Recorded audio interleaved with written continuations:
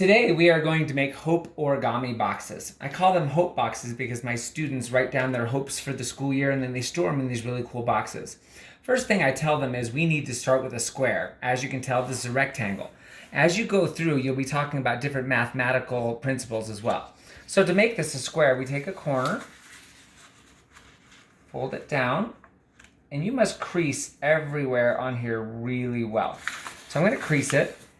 And then I'm going to cut off this one section, and we are going to make a really good bookmark so we don't waste any paper. I'm going to talk to the students. You're going to say, okay, right down the middle, this cuts this in half. We need it in fourths. Oh, it also has a really good line of symmetry. So to make them into fourths, we need to take one vertex and have it meet the other vertex. Again, your crease is extremely important. Sometimes people use the back of their scissors to do this. Now you should have a sheet that is in fourths, and 4/4 equal a whole. Next, you tell the students that the vertices need to have a meeting in the middle. So we do that, and we make sure that the crease is really good.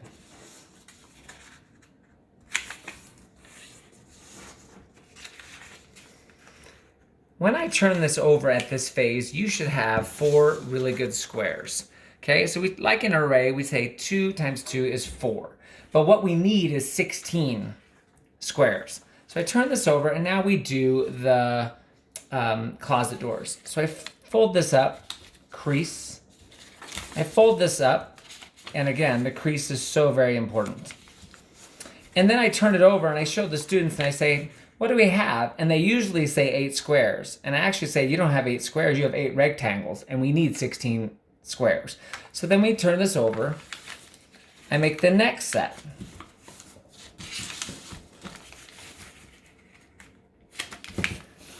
And now, again, crease really well. If I turn this over and we say 4 times 4 is 16, we're in good shape. This is the only time now that you are going to draw on here. And when you get good at this, you don't need to draw these anymore. But if you look here, a natural T forms. I'm going to do 4 T's on here. And we call these the T cuts.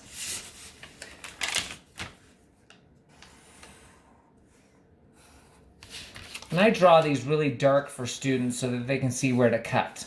Now here's another mathematical principle we're going to talk about. When you cut these out, you should have a perfect right triangle every single time. And then we cut out on the T is exactly where you cut out.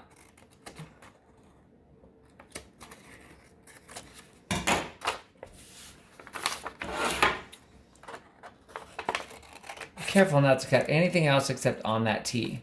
And when you make these, you'll see the natural T form, and when you get good at them, you won't ever draw the T again.